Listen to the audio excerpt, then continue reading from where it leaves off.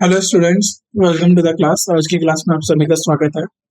तो आज हम अपने फिजिक्स में यानी भौतिक विज्ञान में एक नया चैप्टर शुरू करने जा रहे हैं, upthrust in fluids, flotation and Archimedes principal.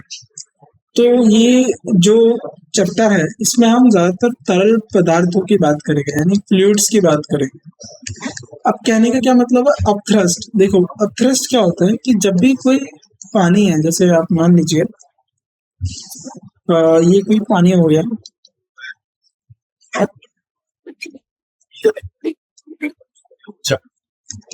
ठीक है, ये पानी हो गया।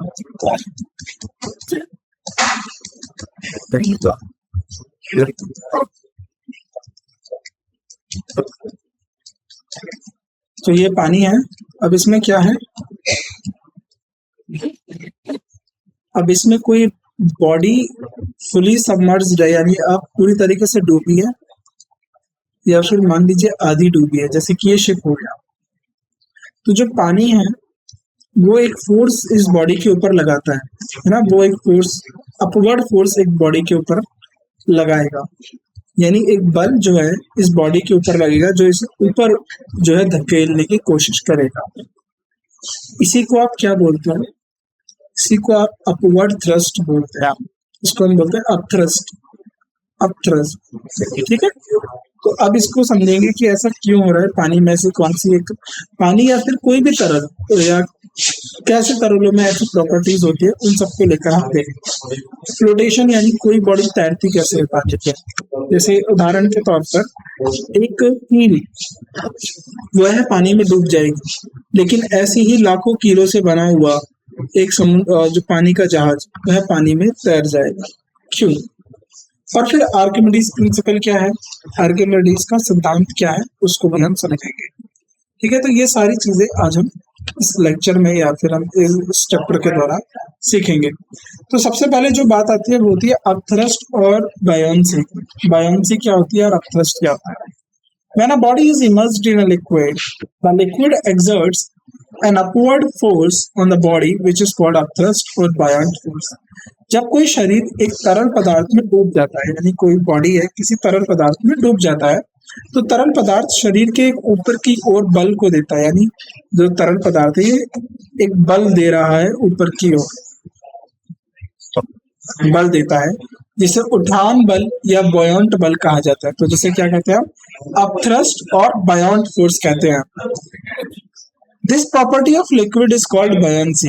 और ये जो प्रॉपर्टी है, ये जो गुणवत्ता है तरल पदार्थों की, इसे बॉयंसी कहा जाता है या ये बॉयंसी कहलाती है। This force greater than equal to or less than the weight of the body which determines whether the body will float or sink. तो ये जो बल है शरीर के वजन से अधिक हो सकता है, उसके बराबर हो सकता है, उससे कम हो सकता है। अब कितना होगा, यदि उससे अधिक होता है, उससे कम होता है, उसके बराबर होता है, तो इससे निर्धारित होता है कि क्या वह जो बॉडी है वह डूबेगा पानी में या किसी तरल पदार्थ में डूबेगा या फिर उसके ऊपर तैरेगा। यह इस बात पर निर्भर करेगा कि जो बॉयंट फोर्स है, अपवर्ड थ्रस्ट है, क्या वो उस बॉडी के शरीर, जो वो बॉडी है उसके मुकाबले ज्यादा है या कम है। यहाँ तक आपको चीज समझ में आई? चलो ठीक है। This is the upthrust. It is due to upthrust that weight of the body immersed in a liquid appears to be less than its actual weight. यह उठान के कारण होता है कि द्रव में डूबते शरीर का वजन इसके वास्तविक वजन से कम प्रतीत होता है। The upthrust due to fluid on a body depend upon the following two factors. तो एक द्रव के कारण एक शरीर पर उठान निम्नलिखित दो कारकों के ऊपर निर्भर करता है। यानी जो अपथ्रस्ट है, जो अपथ्रस्ट है वह किसके ऊपर निर्भर करेगा, दो फैक्टर्स के ऊपर निर्भर करेगा। तो पहला फैक्टर क्या होता है, the volume of the body submerged in the liquid और फ्लूइड। तो द्रव्यमान या तरल पदार्थ में डूबे हुए शरीर का आयतन। तो यानी कोई बॉडी है, उसका जो शरीर कितना, उसका बॉडी का पार्ट जो है डूबा हुआ है पानी के अंदर है, और उसका आयतन क्या है, उसका वॉल्यूम क्या है, उस पर निर्भर करेगा उसके अपवर्ड थ्रस्ट की संख्या या value. Larger the volume of the body submerged in the liquid, greater is the upward. तो देखा होगा जो पानी के जहाज होते हैं वो बहुत बड़े बड़े विशालकाय बनाए जाते हैं। क्यों वो इतने बड़े बनाए जाते हैं? कि जितना ज्यादा शरीर का आयतन होगा, जितना ज्यादा बॉडी का आयतन होगा, उतना ही अधिक उसमें अपथ्रस्ट लगेगा, उतना ही अधिक उसमें ऊपर उठने वाला फोर्स जो पानी के द्वारा लगाया जा रहा है उसकी मात्रा बढ़ेगी। तो शरीर का डूबा हुआ आयतन जितना अधिक होगा उठाने की क्षमता उतनी ही अधिक होगी, यानी अपथ्रस्ट, यानी जो अपथ्रस्ट बल लग रहा है, जो ऊपर के लिए उठाने का जो बल लग रहा है उसकी संख्या उतनी ही अधिक होगी। For an example, if a feather and a stone of the same mass are allowed to fall in air and the stone falls faster than the feather, तो यदि एक पंख को और एक पत्थर को वायुमंडल में गिरने के लिए दिया जाए तो पत्थर पंख से तेजी से गिरता है। क्यों? क्योंकि पंख फैल जाता है, बड़ा है। तो लेकिन अगर आप उसको पानी में भी रखेंगे तो आप एक मटेरियल लीजिए, आप एक फॉइल शीट ले लीजिए, फॉइल जो होती है फॉइल, उसको आप फोल्ड करके कटोरी, या फिर आप एक कटोरी ले लीजिए या एक थाल ले लीजिए। आपने एक कटोरी ले लिया और उसको पानी पे रख दिया, फिर उसके बाद आपने उसको आराम से उसको ठोक ठाक के उसको क्या करके बैंड करके उसको एक बॉल में कन्वर्ट कर दिया, फिर उसको पानी में डाला, तो आपको दिखेगा कि ये फ्लोट करेगा और ये है डूब जाएगा। क्यों? इसका जो वॉल्यूम है वो ज्यादा है और इसकी वजह से इसके ऊपर ज्यादा अपथ्रस्ट लग रहा है, और जो स्टोन है इसका वॉल्यूम कम है तो इसके ऊपर कम अपथ्रस्ट लग रहा है। The reason is that upthrust due to air on the stone will be less than that of the feather because of the volume of the stone is less than that of the feather of the same mass. तो कारण यह है कि हवा के कारण पत्थर पर होने वाला अपथ्रस्ट पंख की तुलना में कम होगा, क्योंकि पत्थर का आयतन उसी द्रव्यमान के पंख की तुलना में कम है। In vacuum, since there is no upthrust, both fall together. तो निर्भरता में चूंकि कोई अपथ्रस्ट नहीं होता, वैक्यूम में कोई एयर नहीं है तो कोई अपथ्रस्ट नहीं होगा, तो दोनों एक साथ गिरते हैं। तो ये हमने ग्रेविटी में भी देखा था कि वैक्यूम में अगर आप किसी दो चीजों को एक साथ छोड़ते हो तो चाहे वो उनका मास कैसा भी हो, कितना भी हो, वह एक साथ गिरेगी। अगला आता है डेंसिटी। तो ये बहुत इंपॉर्टेंट पॉइंट है, डेंसिटी यानी घनत्व। The density of the liquid or fluid in which the body is submerged, तो यानी द्रव या तरल पदार्थ का घनत्व जिसमें शरीर डूबा हुआ है। तरल या द्रव पदार्थ का घनत्व अधिक होने पर अपथ्रस्ट में अधिक वृद्धि होगी, यानी जितना ज्यादा डेंसिटी होगा उतना ज्यादा वृद्धि आपको देखने के लिए मिलेगी। डेंसिटी ज्यादा होगी तो अपथ्रस्ट फोर्स ज्यादा होगा, और अपथ्रस्ट फोर्स ज्यादा होगा तो जो बॉडी है वो जो है तैरेगी, यानी जो है फ्लोट करेगी। अब यहाँ से आता है हमारा आर्किमिडीज प्रिंसिपल। तो आर्किमिडीज प्रिंसिपल क्या है? तो आर्किमिडीज एक मान लीजिए फिलोसोफर थे, उन्होंने एक प्रिंसिपल दिया तैरने के ऊपर कि कैसे कोई बॉडी तैरती है, या जो बायोंट फोर्स है उसको लेकर। Archimedes' principle states that when a body is immersed partially or completely in a liquid, it experiences an upthrust which is equal to weight of the liquid displaced by it. Archimedes का सिद्धांत कहता है कि जब कोई शरीर एक तरल में अधिकांश रूप से या पूरी तरह डूबा होता है तो वह एक अपथ्रस्ट अनुभव करता है जो उसके द्वारा विस्थापित तरल के भार के बराबर होता है। दोबारा देखिए, आर्किमिडीज प्रिंसिपल क्या बोलता है? That when a body is immersed partially और कंप्लीटली, जब कोई शरीर या जो कोई भी वस्तु किसी भी तरल में या तो पूरी तरह डूबा है या आंशिक रूप से डूबा है, यानी आधा डूबा है आधा नहीं, या पूरी तरीके से डूबा है, इट एक्सपीरियंस एन अपथ्रस्ट, तो वह एक अपथ्रस्ट यानी एक ऊपर की ओर बल जो है महसूस करता है, which is equal to the weight of the liquid displaced by it. तो वह कितना होगा?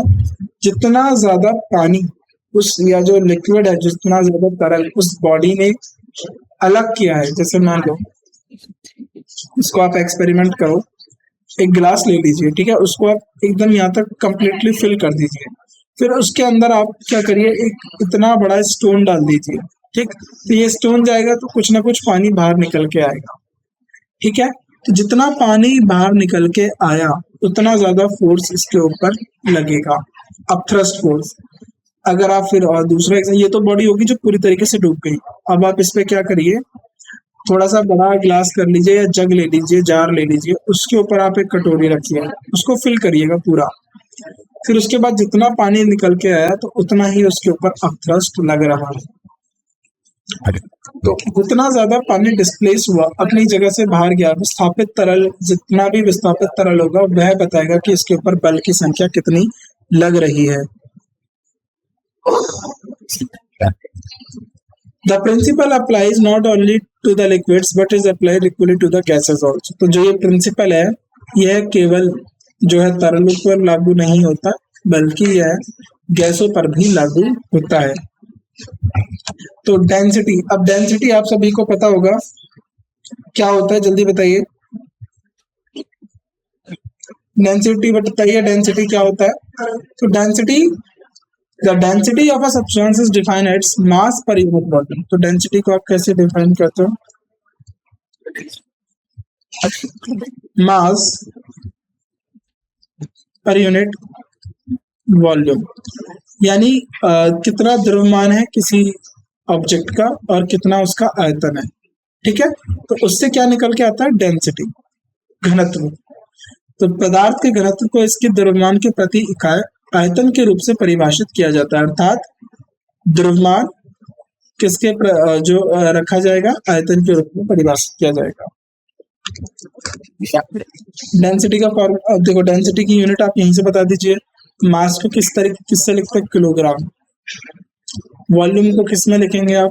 अब देखो, वॉल्यूम को आप लिखेंगे मीटर क्यूब में। ठीक है, तो जैसे आप देखेंगे वॉल्यूम आप मीटर क्यूब में लिखेंगे, जो एक्चुअल होता है उसको हम मीटर क्यूब लिखते हैं। तो वॉल्यूम क्या हो जाएगा आपका? Metre cube. तो किलोग्राम पर मीटर क्यूब। और अगर आप इसको सीजीएस सिस्टम में लिखें तो सेंटीमीटर किलोग्राम सेंटीमीटर क्यूब। तो आपकी 1 सेंटीमीटर ग्राम क्यूब कितना हो जाएगा? 1000 किलोग्राम मीटर क्यूब के बराबर। ठीक है, तो ये चीज आप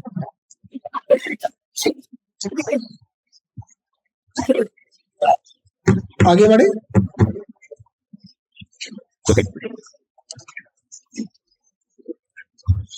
The density of the most of the substance decrease with increase in temperature and increase with the decrease in temperature। अब डेंसिटी पे क्या फर्क पड़ता है?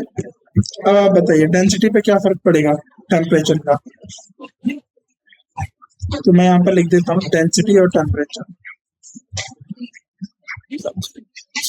डेंसिटी और ये हो जाएगा आपका temperature.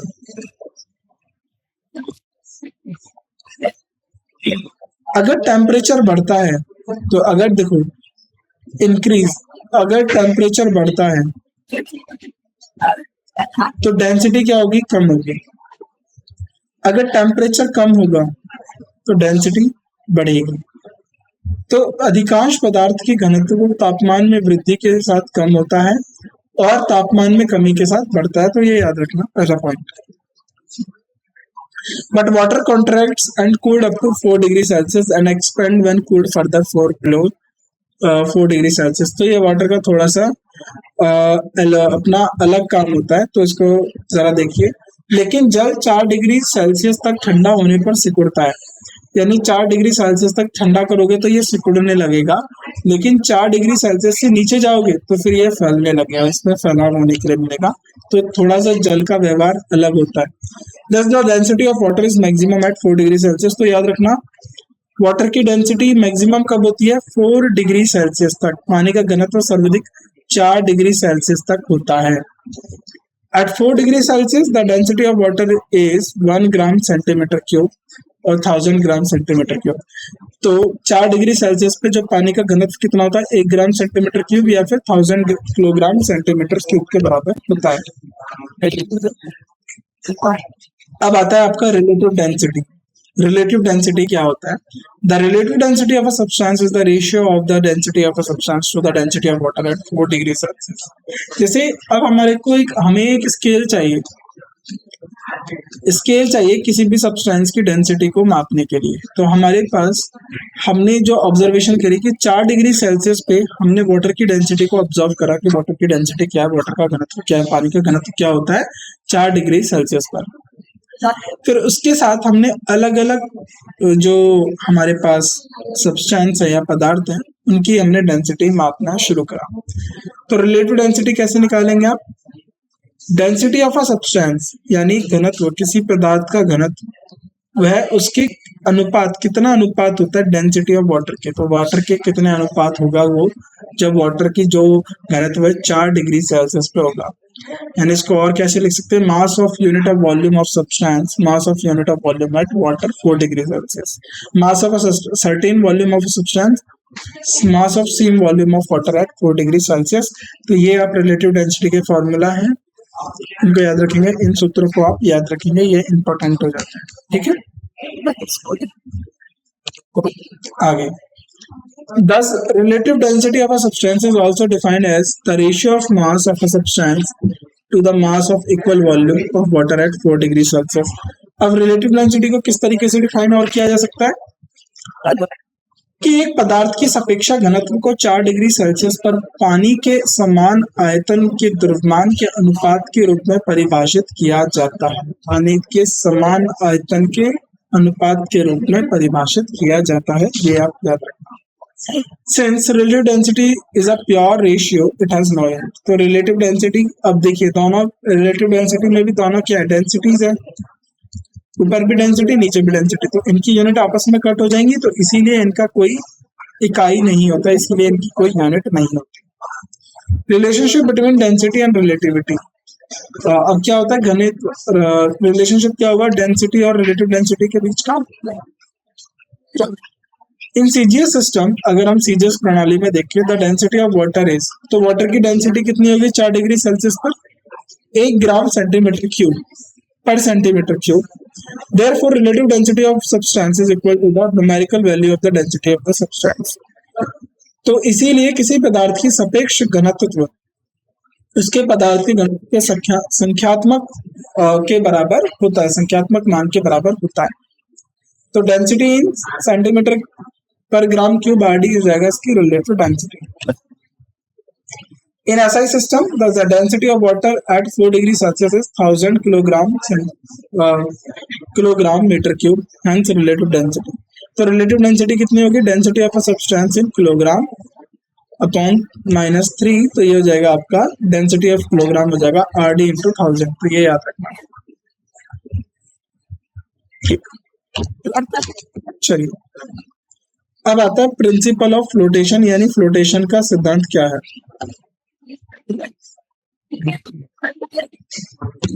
When a body is immersed,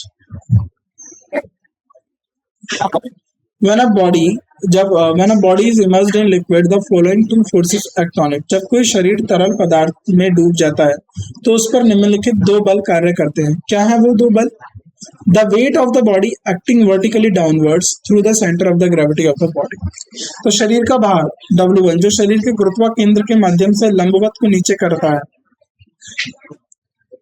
wait of the body acting vertically downwards, जो वर्टिकली डाउनवर्ड्स की तरह काम कर रहा है, इस बॉडी का जो वेट है through the centre of the gravity, तो इसकी जो सेंटर ऑफ ग्रेविटी है वहां से जो नीचे की तरफ वेट काम कर रहा है। This force has tendency to sink the body, तो यह क्या करेगा, यह इसको डुबाने का काम करेगा। यह फोर्स यानी जैसे मान लो ये कोई तरल पदार्थ हो गया, ये कोई इसके ऊपर कोई वो हो गया, मान लीजिए ये तरल पदार्थ है, इसके ऊपर मैंने ये रख दिया, तो इसके सेंटर ऑफ ग्रेविटी से एक बल नीचे की तरफ लगेगा जो इसे डुबाने का काम करेगा। इस बल की प्रवृत्ति शरीर को डुबाने की होती है। अब जितना बल ये लगा रहा है, यहाँ से एक बल ऊपर लगेगा, तो अब thrust W2 of a liquid acting vertically through the center of the gravity of the displaced liquid and called center of buoyancy। तो तरल पदार्थ का ऊर्ध्वाधर जो बल है W2 जो निस्त्रपातित तरल पदार्थ के गुरुत्वाकर्षण केंद्र के माध्यम से ऊपर की ओर कार्य करता है, उसे buoyancy केंद्र कहा जाता है। The thrust or a buoyant force is equal to the weight of the liquid in place। तो जो ऊर्ध्वाधर बल है या जो buoyant बल है जो निस्त्रपाती तरल पदार्थ के वजन के बराबर होता है। ठीक, चलिए now we consider the following 3 cases. अब हम 3 केसेस को कंसिडर करते हैं, क्या क्या वो तीनों केसेस हैं और एक बार देखते हैं। Case 1, when W1 is greater than W2, यानी जो बल शरीर के द्वारा लगाया जा रहा है, डुबाने वाला जो बल है वह अगर ज्यादा हो जाए W2 से, तो क्या होगा। The weight of the body is greater than the weight of the displaced liquid, यानी शरीर का वजन निस्तेलित तरल पदार्थ के वजन से अधिक होता है। इस मामले में शरीर जो है डूब जाएगा। ठीक है, तो इस कंडीशन में जो है शरीर डूब जाएगा। In this case the body will sink. ठीक, तो इस कंडीशन में जो है बॉडी डूब जाएगा। एंड इट अपैरेंट वेट, और इसका जो प्रत्यक्ष वजन है यानी वेट इनसाइड द लिक्विड, जो यानी तरल पदार्थ के अंदर का जो वजन है, will be acting vertically downwards, तो ये क्या हो जाएगा, वर्टिकली डाउनवर्ड हो जाएगा। यानी अगर आप देखा जाए तो जो एक वजन नीचे लग रहा है, जो वजन ऊपर लग रहा है, और इसकी संख्या ज्यादा हो गई, तो अब कुल मिला के जो है वजन नीचे की तरफ ज्यादा लगेगा, तो जिसकी वजह से जो बॉडी है वो है डूब जाएगी। This is the case when the density of the solid is greater than the density of the liquid. तो ये वह कंडीशन है या यह वह स्थिति है जब ठोस का घनत्व द्रव्यमान के घनत्व से अधिक होता है। नेक्स्ट आता है केस सेकंड, इसको और देखते क्या है। When W1 is equals to W2, that is the weight of the body is equal to the weight of the displaced liquid. तो जो वेट है बॉडी का W1 और W2 के बराबर हो जाए, यानी शरीर का वजन निकले गए तरल के पदार्थ के वजन के बराबर होता है, तो इस मामले में क्या होगा, शरीर का तरल पदार्थ की सतह, the body will float just inside the surface of the liquid. तो यानी अगर दोनों बराबर हो जाए तो जैसे ये लिक्विड की सरफेस है तो इस इधर की तरफ तैरेगा, यानी inside the surface of the liquid तैरेगा। शरीर का वजन निकले गए तरल पदार्थ के वजन के बराबर होता है, तो इस मामले में शरीर तरल पदार्थ की सतह के अंदर बस तैरेगा और इसका प्रत्यक्ष वजन शून्य हो जाएगा। तो इसका जो टोटल वेट है, यानी W1 नीचे लग रहा है और W2 ऊपर लग रहा है, तो दोनों बराबर हो गए, तो W1 माइनस W2 कितना हो जाएगा, 0 हो जाएगा। तो इसका मतलब है टोटल अपैरेंट वेट हो गया 0। इस केस में क्या हो जाएगा कि जो दोनों की डेंसिटी है, बॉडी की डेंसिटी और लिक्विड की डेंसिटी है, बराबर हो जाएगी, यानी जो शरीर का घनत्व है बराबर हो जाएगा। ठीक है,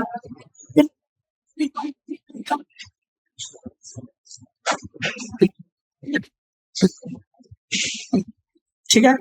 तो यहाँ पर W1 अगर आप फिगर देख रहे हो, यहाँ पर W1 ज्यादा है तो बॉडी डूब गई, यहाँ पर बराबर है तो जस्ट लिक्विड के नीचे तैर रही है। अब थर्ड कंडीशन क्या होती है, अगर W2 ज्यादा हो जाए, यानी नीचे से जो बल लग रहा है वह अधिक हो और ऊपर वाला बल कम हो, तो वह कंडीशन में क्या होगा,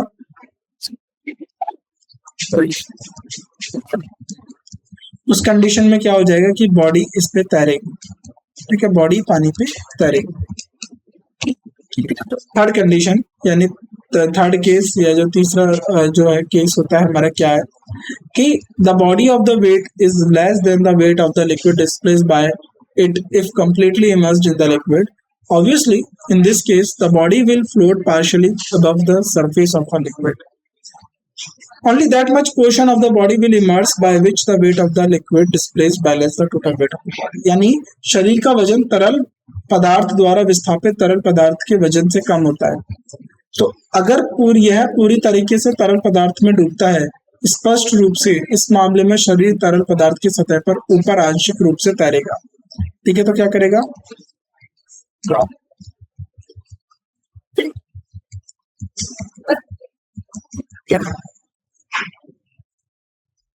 ऊपर तैरेगा। ठीक है, आंशिक रूप से तैरेगा। केवल उतना ही भाग शरीर का डूबेगा जिस तरल पदार्थ के विस्थापित होने का वजन शरीर के कुल वजन को संतुलित करता है। ठीक है, तो ये यानी उतना ही डूबेगा जितना बॉडी के दोनों बैलेंस कर लेंगे। ठीक, तो यानी ये कंडीशन है तैरने वाली।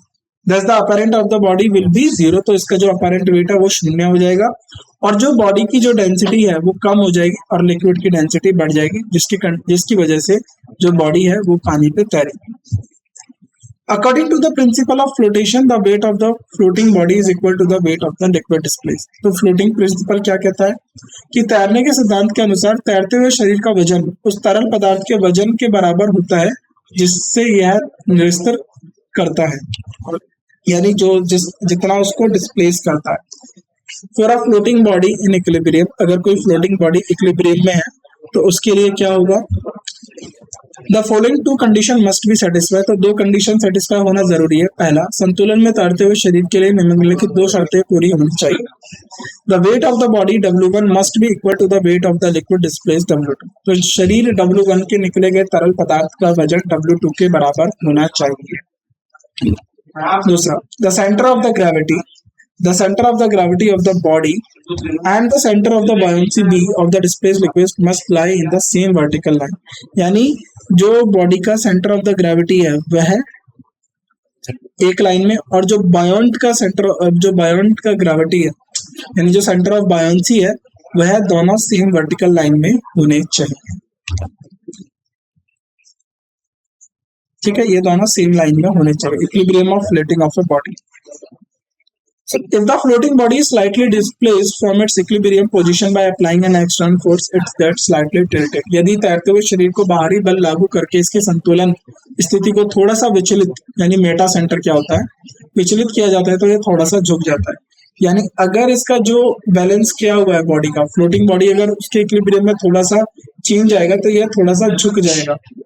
This is the reason that one on displacing the body the shape of the displaced liquid changes, therefore the center of buoyancy B shifts to the new position B dash towards the leaning side of the vessel। तो अभी हम देखते हैं, जैसे मान लो यहाँ से हमने थोड़ा सा इसको डिस्प्लेस करा, तो जो यहाँ पर लग रहा था वह अब क्या करेगा, जो यहाँ पर लग रहा था वह चेंज होकर यहाँ पर आ जाएगा, जिसकी वजह से ये बॉडी थोड़ा सा टिल्ट हो जाएगी। तो कारण यह है कि शरीर के विचलित करने पर विस्थापित तरल का आकार बदल जाता है, तो जो विस्थापित तरल है उसका आकार बदल जाएगा, तो बॉडी थोड़ा सा झुक जाएगी एक तरफ। तो इसलिए बायोंसी केंद्र बी को झुकने वाले पक्ष की नई स्थिति बी डैश के स्थानांतरित हो जाता है, जिससे आकृति में दिखाया गया है। तो ये आकृति में जिसमें दिखाया गया, यानी यहाँ पर थोड़ा सा डिस्प्लेस होने के बाद अब ये नया बायोंसी यहाँ पर आ गया, तो अब ये जो तरल जो विस्थापित हुआ है ये अलग, थोड़ा अलग तरीके से विस्थापित हो गया। The vertical line through new center of buoyancy B dash meets the old vertical line, the center of gravity at point M। तो ये जो नई vertical line है ये M यानी ये center of gravity से मिल रही है। The point is called meta center। तो इस point को हम क्या बोलते हैं, इस point को हम बोलते हैं meta center। इसको क्या बोला जाता है, meta center बोला जाता है। तो meta center याद रखना। Depending upon the relative position of the meta center with respect to the center of gravity, the floating body can have following three types of equilibrium। तो मेटा केंद्र के स्थानांतरण संबंधित भौतिक क्रिया केंद्र के सापेक्ष तैरते हुए शरीर के पास निम्नलिखित तीन प्रकार के संतुलन स्थिति हो सकती है, स्टेबल, अनस्टेबल और न्यूट्रल। तो देख लेते हैं स्टेबल इक्विलिब्रियम क्या होता है। If the centre of gravity G of the body lies below the meta center and the equilibrium is stable। यदि शरीर का गुरुत्व केंद्र G मेटा सेंटर के नीचे स्थित होता है तो संतुलन स्थिर होगा।